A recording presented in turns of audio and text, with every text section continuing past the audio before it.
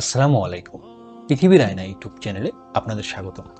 আমরা হজরত উসমান বিন আফফান রাদিয়াল্লাহু তাআলা আনহু এর জীবনে ঘটে যাওয়া কিছু সত্য ঘটনা বর্ণনা করছিলাম। আজকে এর ষষ্ঠ পর্ব। রাসূল সাল্লাল্লাহু আলাইহি সাল্লামের সময়ে কোন এক যুদ্ধে মুসলমানরা করুণ ও কঠিন অবস্থায় পতিত হলো। তাদের চেহারা দুশ্চিন্তা ছাপ ফুটে উঠল। এমন পরিস্থিতি দেখে মুনাফিকদের চেহারায় হাস্যোজ্জ্বল হয়ে উঠল। রাসূল সাল্লাল্লাহু আলাইহি সাল্লাম এ দৃশ্য দেখে বললেন, আল্লাহর শপথ, সূর্য ডুবার আগেই আল্লাহ তাআলা তোমাদের জন্য রিজিক নিয়ে আসবেন।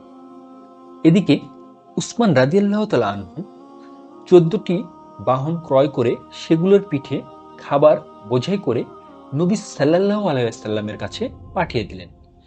রাসূল সাল্লাল্লাহু আলাইহি ওয়াসাল্লাম এগুলো দেখে বললেন, এগুলো কি? সাহাবায়ে কেরাম বললেন, উসমান আপনার জন্য হাদিয়া পাঠিয়েছে। একথা শুনে নবী সাল্লাল্লাহু আলাইহি ওয়াসাল্লাম এর মুখে হাসি ফুটে উঠল এবং তার চেহারা হাস্যোজ্জ্বল হয়ে উঠল, আর মুনাফিকদের চেহারা থেকে হাসি হারিয়ে গেল। এরপর নবী করিম সাল্লাল্লাহু আলাইহি ওয়াসাল্লাম উসমান রাদিয়াল্লাহু তাআলা আনহু এর জন্য উপরের দিকে দুই হাত তুললেন। ইবনে মাসউদ বলেন, তিনি এত উপরে হাত তুললেন যে তার বগলের শুভ্রতা প্রকাশ পাচ্ছিল। এরপর তিনি উসমানের জন্য দোয়া করতে শুরু করলেন। তিনি তার জন্য এমন দোয়া করলেন যে আমি আর কারো জন্য এমন দোয়া করতে দেখিনি। তিনি বললেন, হে আল্লাহ, উসমানকে দান করুন। হে আল্লাহ, উসমানকে দান করুন। আলহামদুলিল্লাহ। এখানে আমরা দুটো বিষয় নিয়ে কথা বলবো। এক হলো যে নবী করিম সাল্লাল্লাহু আলাইহি ওয়াসাল্লাম যখন দেখলেন যুদ্ধের মাঠে মুসলমানদের করুণ এবং কঠিন অবস্থা, তখন তিনি কিন্তু এই কথা বলেছিলেন যে সূর্য ডোবার আগেই আল্লাহ তাআলা তোমাদের জন্য রিজিক নিয়ে আসবেন।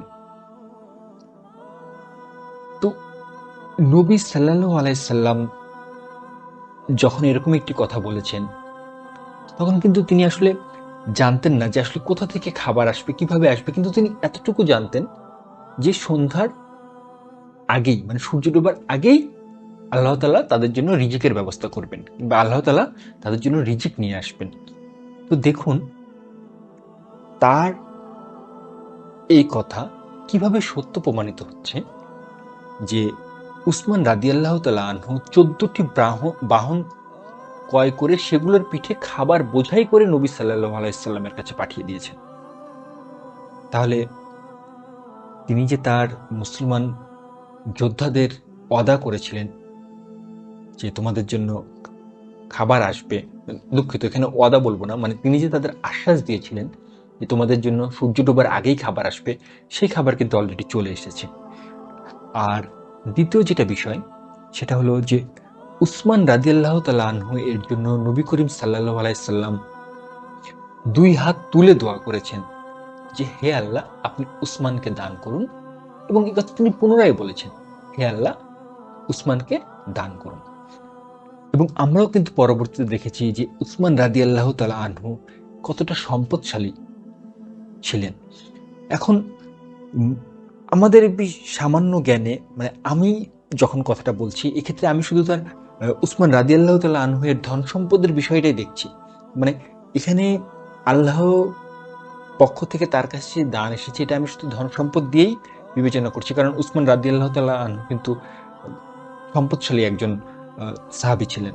কিন্তু এই দানের অর্থ কিন্তু আরো অন্য কিছু হতে পারে, সেটা আল্লাহ তাআলা ভালো জানেন এবং আল্লাহর রাসূল উনি আরো ভালো জানেন। মক্কা মুকাররমায় মানুষেরা হজ করতে দলে দলে এসেছে। তখন এক মহিলা আয়েশা রাদিয়াল্লাহু তাআলা আনহা এর কাছে এসে বললেন, আপনার এক সন্তান আপনাকে সালাম জানিয়েছে, আর সে আপনাকে উসমান সম্পর্কে জিজ্ঞাসা করেছে, কেননা মানুষ তাকে গালি দিচ্ছে। তখন আয়েশা রাদিয়াল্লাহু তাআলা আনহা চিন্তিত মনে বললেন, যে তাকে অভিশাপ দেয় তার উপর আল্লাহর অভিশাপ। আল্লাহর শপথ, সে রাসূল সাল্লাল্লাহু আলাইহি ওয়াসাল্লামের পাশে বসা ছিল। রাসূল সাল্লাল্লাহু আলাইহি ওয়াসাল্লাম আমার দিকে পিঠ করে তার দিকে ফিরে বসেছিলেন। এমন সময় জিব্রাইল ওহী নিয়ে আসলো। তখন তিনি উসমানকে বললেন, হে উসাইন, তুমি লিখো। অবশ্যই সে যদি আল্লাহ ও তার রাসূল সাল্লাল্লাহু আলাইহি সাল্লামের কাছে সম্মানের পাত্র না হতো, তাহলে তাকে ওহী লেখকের মর্যাদা দেওয়া হতো না। আয়েশা রাদিয়াল্লাহু তাআলা আনহা যখন শুনতে পেলেন যে কেউ একজন উসমান রাদিয়াল্লাহু তাআলা আনহুকে গালি দিচ্ছেন, ঠিক তখনই কিন্তু সাথে সাথে আয়েশা রাদিয়াল্লাহু তাআলা আনহা এটা বললেন যে যে তাকে অভিশাপ দেয়, অর্থাৎ যে উসমান রাদিয়াল্লাহু তাআলা আনহুকে অভিশাপ দেয়, তার উপর আল্লাহর অভিশাপ। মানে উসমান রাদিয়াল্লাহু তাআলা আনহু কতটা সম্মানিত একজন ব্যক্তি ছিলেন দেখুন। এবং আয়েশা রাদিয়াল্লাহু তাআলা আনহু কিন্তু এখানে এটাও ব্যাখ্যা করছেন যে সে যদি সম্মানিত নাই হতো, সে যদি সম্মানের পাত্র না হতো, তাহলে জিবরাইল আলাইহিস সালাম যখন নবী করিম সাল্লাল্লাহু আলাইহি ওয়াসাল্লামের নিকট ওহী নিয়ে এসেছিলেন, তখন কিন্তু রাসূল সাল্লাল্লাহু আলাইহি ওয়াসাল্লাম উসমান রাদিয়াল্লাহু তাআলা আনহুকে সেই ওহী লেখার কথা বলতো না। মানে ওহী লেখাটা অবশ্যই একটা মর্যাদাপূর্ণ কাজ, একটি সম্মানের কাজ, যেটি নবী করিম সাল্লাল্লাহু আলাইহি ওয়াসাল্লাম উসমান রাদিয়াল্লাহু তাআলা আনহুকে দিয়ে করিয়েছেন। এই জন্য উসমান রাদিয়াল্লাহু তাআলা আনহু অবশ্যই একজন সম্মানের পাত্র, এবং তাকে যে অভিশাপ দেয় আল্লাহ তার উপর আল্লাহর অভিশাপ, এমনটা বলেছেন আয়েশা রাদিয়াল্লাহু তাআলা আনহা। রাসূল সাল্লাল্লাহু আলাইহি সাল্লামের সময়ে মসজিদ নামাজের স্থান হিসেবে ব্যবহার হতো। আবার সেই মসজিদেই রাসূল সাল্লাল্লাহু আলাইহি ওয়াসাল্লাম সাহাবায়ে কেরামদেরকে পাঠদান করতেন। সেখান থেকেই যুদ্ধ জিহাদের বাহিনী রওনা করত। যখন ধীরে ধীরে বিজয় আসতে লাগলো, আরবদের বিভিন্ন দল এসে ইসলাম গ্রহণ করতে লাগলো, তখন মসজিদে মানুষের জায়গা হতো না। এ কারণে রাসূল সাল্লাল্লাহু আলাইহি ওয়াসাল্লাম মসজিদের পাশের জমিটি ক্রয় করে মসজিদ সম্প্রসারণ করতে চাইলেন।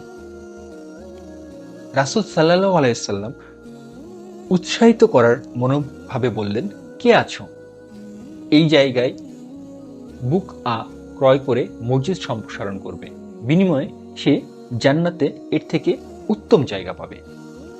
তখন কল্যাণের অন্বেষণকারী উসমান রাদিয়াল্লাহু তাআলা আনহু নিজের সম্পদ থেকে 25,000 দিরহাম দিয়ে এই জায়গা ক্রয় করে দিলেন। তার ক্রয়কৃত জমিনেই মসজিদ সম্প্রসারণ করা হলো। আমরা কিন্তু উসমান রাদিয়াল্লাহু তাআলা আনহু এর দ্বারা এরকম আরও কাজ দেখেছি, যেমনটি মদিনায় যখন মুসলমানদের পানি খাওয়ার সমস্যা হচ্ছিল, তখন নবী করিম সাল্লাল্লাহু আলাইহি ওয়াসাল্লাম যখন আহ্বান করলেন একজন ইহুদির নিকট থেকে একটি মিঠা পানির কূপ ক্রয় করার জন্য, তখন কিন্তু উসমান রাদিয়াল্লাহু তাআলা আনহু সেই কূপটি ক্রয় করে নিয়েছিলেন এবং সেটি মুসলমানদের জন্য অক্ষ করে দিয়েছিলেন। এছাড়া বিভিন্ন যুদ্ধের সময় উসমান রাদিয়াল্লাহু তাআলা আনহু কিন্তু সেই যুদ্ধের জন্য বিভিন্ন সামগ্রী কিংবা যুদ্ধের জন্য তিনি দান করেছেন। এবং এখানেও আমরা যেটা দেখতে পাচ্ছি সেটা হলো যে মসজিদে বসে, মানে মসজিদে শুধু নামাজ কালাম না, সেই সাথে আরও কিছু সলা পরামর্শ করা হতো এবং সেখান থেকে যুদ্ধের করার জন্য জিহাদের বাহিনী রওনা হতো। তো একটা অবস্থা এমন হলো, যখন হচ্ছে ইসলামের সম্প্রসারণ হতে লাগলো, ধীরে ধীরে মানুষ ইসলাম গ্রহণ করতে লাগলো, তখন কিন্তু সেই মসজিদের জায়গা হচ্ছিল না। ঠিক সেই জন্য মসজিদের জায়গা বড় করা দরকার, সম্প্রসারণ করা দরকার। সেই উদ্দেশ্যে নবী করিম সাল্লাল্লাহু আলাইহি ওয়াসাল্লাম যখন আহ্বান করলেন যে কে আছো যে মসজিদের জন্য জায়গা কিনে দিবেন, ঠিক সেই সময় কিন্তু আবারও সেই উসমান রাদিয়াল্লাহু তাআলা আনহু উনি তার নিজের সম্পদ থেকে 25,000 দিরহাম দিয়ে সেই মসজিদের জন্য জায়গা ক্রয় করে দিলেন এবং সেই জমিনেই মসজিদ পরবর্তীতে সম্প্রসারণ করা হয়েছিল। নবী করিম সাল্লাল্লাহু আলাইহি ওয়াসাল্লাম মৃত্যু শয্যায় ক্ষীণ আওয়াজে বললেন, আমার কোনো এক সাহাবীকে ডাকো। আয়েশা রাদিয়াল্লাহু তাআলা আনহা বললেন, আবু বকরকে ডাকবো? তিনি বললেন, না। আয়েশা রাদিয়াল্লাহু তাআলা আনহা বললেন, ওমর? তিনি বললেন, না। আয়েশা রাদিয়াল্লাহু তাআলা আনহা বললেন, আপনার চাচাতো ভাই আলী? তিনি বললেন, না। আয়েশা রাদিয়াল্লাহু আনহা বললেন, উসমান? তিনি বললেন, হ্যাঁ। যখন উসমান রাদিয়াল্লাহু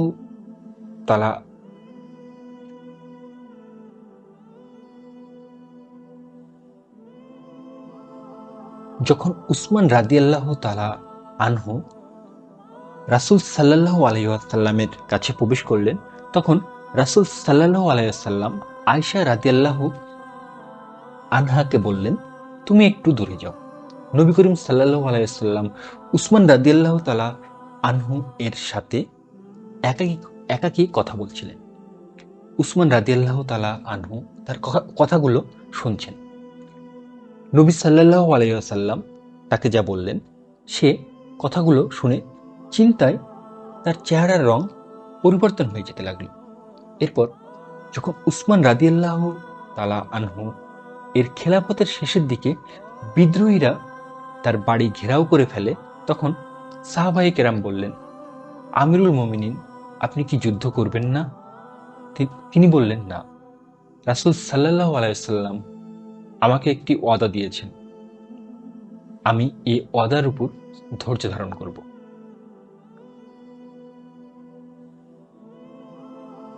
রাসূল সাল্লাল্লাহু আলাইহি ওয়াসাল্লাম মৃত্যু শয্যায়, ঠিক সেই সময় ক্ষীণ আওয়াজে তিনি তার স্ত্রী আয়েশা রাদিয়াল্লাহু তাআলা আনহা কে বললেন, তুমি আমার কোনো সাহাবীকে ডাকো।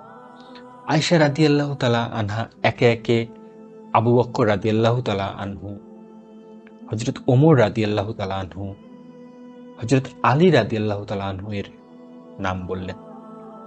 কিন্তু প্রত্যেকের ব্যাপারেই নবীজি না করে দিলেন। কিন্তু যখন উসমান রাদিয়াল্লাহু তাআলা আনহু এর নাম বলা হলো, তখন তিনি সম্মতি দিলেন এবং তাকে কিন্তু কাছে নিয়ে একা একা, অর্থাৎ উসমান রাদিয়াল্লাহু তাআলা আনহু যখন তার কাছে আসলেন, তখন আয়েশা রাদিয়াল্লাহু তাআলা আনহাকে অন্য ঘরে চলে যেতে বললেন, কিংবা সেখান থেকে একটু দূরে সরে যেতে বললেন এবং উসমান রাদিয়াল্লাহু তাআলা আনহাকে তিনি উসমান রাদিয়াল্লাহু তাআলা আনহুকে তিনি কিছু কথা বলে গিয়েছিলেন এবং সেই কথার প্রেক্ষিতেই যখন উসমান রাদিয়াল্লাহু তাআলা আনহু এর খেলাফতের সময় আসে এবং সেই খেলাফতের শেষের দিকে যখন বিদ্রোহীরা তাকে ঘিরে ফেলেছিল তার বাসার চারদিকে, ঠিক তখন তাকে বলা হয়েছিল যে, মানে উসমান রাদিয়াল্লাহু তাআলা আনহুকে বলা হয়েছিল যে, আপনি কি যুদ্ধ করবেন না? মানে তখন উসমান রাদিয়াল্লাহু তাআলা আনহু কিন্তু সেই যুদ্ধে রাজি হয়নি, কারণ তিনি বলেছেন যে রাসূল সাল্লাল্লাহু আলাইহি ওয়াসাল্লাম আমাকে একটি ওয়াদা দিয়েছেন, আমি এই ওয়াদার উপর ধৈর্য ধারণ করব। আসলে উনাকে কি ওয়াদা দিয়েছিলেন সেটা এই মুহূর্তে আমরা জানি না, কিন্তু আমরা এটুকু বুঝতে পারছি যে যখন উসমান রাদিয়াল্লাহু তাআলা আনহুকে বিদ্রোহীরা চারিদিক থেকে ঘিরে ফেলেছিল তার বাসার চারিদিক থেকে, তখন কিন্তু তার পক্ষের যারা ছিলেন তারা কিন্তু তাকে বলেছে যে আপনি কি যুদ্ধ করবেন না, কিন্তু তিনি কিন্তু সেই যুদ্ধ করেননি। মানে এখান থেকে আমরা যেটা বুঝতে পারছি যে রাসূল সাল্লাল্লাহু আলাইহি সাল্লাম তাকে এমন একটা কিছু বলেছিলেন কিংবা এমন একটা ওয়াদা তার সাথে করেছিলেন, সেটার প্রেক্ষিতেই হয়তো তিনি যুদ্ধে জড়াননি। তিনি যুদ্ধ করলে হয়তো সেই বিদ্রোহীদেরকে তিনি সরিয়ে দিতে পারতেন, তাদেরকে হত্যা করতে পারতেন, কিংবা তাকে যে ঘেরাও করে রেখেছিল সেটা উনি ভেদ করতে পারতেন, কিন্তু উনি কিন্তু এসব কিছুই করেননি। তিনি ধৈর্য ধারণ করেছেন। আলহামদুলিল্লাহ। আজকের মতো ঘটনা এই পর্যন্তই। এরকম আরও ঘটনা শোনার জন্য এবং জানার জন্য কাইন্ডলি সাথেই থাকুন। ধন্যবাদ।